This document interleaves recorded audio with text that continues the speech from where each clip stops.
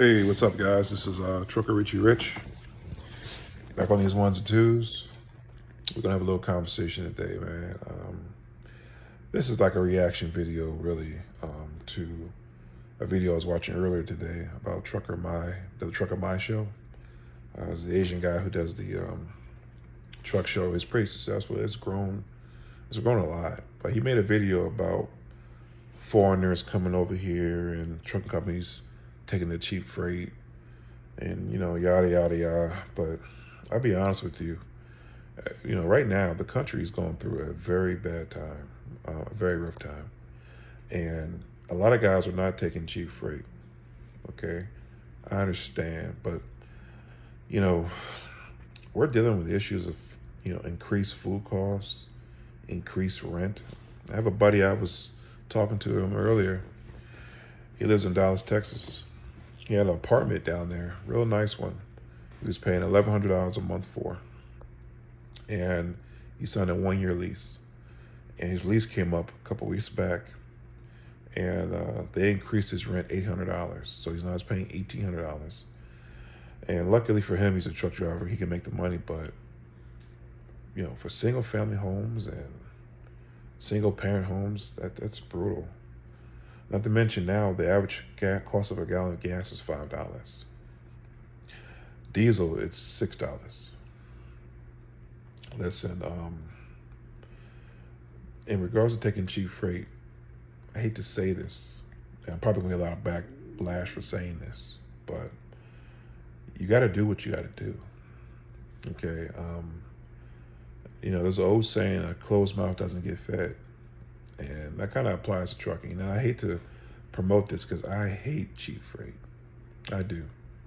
But unless you own your own truck and you can sit down and park it, or you have another job set that you can produce another income, you got to take what you got to get. And it sucks that the brokers and the industry is doing that to truckers out here. But it's all about supply and demand. Right now there's a high demand for freight, and people, they want the freight. They got to get it moved, and people want to move it. Now, if there was an issue where, there was too much freight and they can, they need to get their product moved, then they can fluctuate the prices. But right now, it's not that situation right now. It's getting hard out here. And you'll be a fool not to work. I mean, unless you have another job or another job set skills. A lot of us have responsibilities. I got a daughter who's got accepted to Penn State, and she's going to be a nurse. And I got to help pay for that. Do you see what I mean? A lot of guys got mortgages and car notes and just life expenses. I mean, like I told you earlier, my buddy, his rent went up $800. Well, $700 and something dollars. And there's people all over the world, all over YouTube. Well, all over USA, I should say, And that's another thing. America is starting to become a hard place to live. It really is. I've never seen it this bad in my life, I think that the crash or the recession that we're going to get hit with this time is going to be very humbling to a lot of trucking companies. And that's one thing that I need to promote to you guys. You need to prepare yourself. And I'm not talking about prepare yourself to find another job. I'm talking about keep some money tucked away in case your company closes down. Because a lot of trucking companies will go out of business. And trucking companies are notorious for just closing their doors and not telling anybody. Okay? And leaving you stuck on the other side of the country. So, just prepare yourselves. And I'm sorry, sometimes you got to do what you got to do. And cheap freight, if that's what they offer, you got to take it. Because you're right. He was right. A lot of foreigners are coming over to this country, and they are becoming truck drivers. I was in, where was I at? Oh, I was in Cheshire, Connecticut, at the Whole Foods up in Cheshire, Connecticut. And I looked over, and there was 4 men coming out of a truck that was backed into the dock. They seemed to be Punjabi, I guess, or Indian. I mean, I can't. But it was 4 of them in that truck.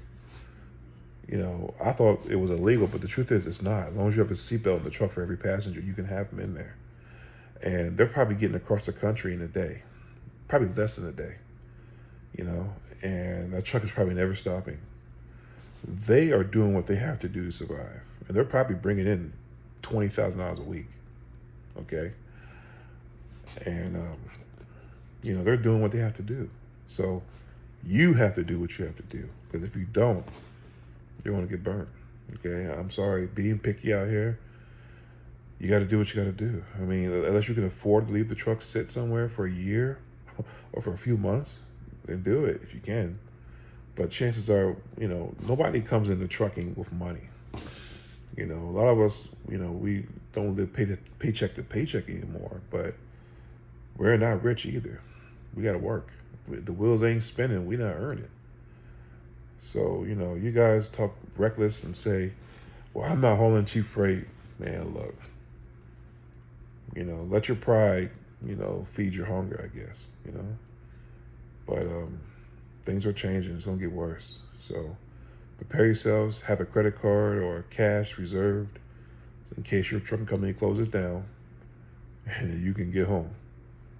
So anyway, you guys be easy and be mindful and keep your heads up. Peace.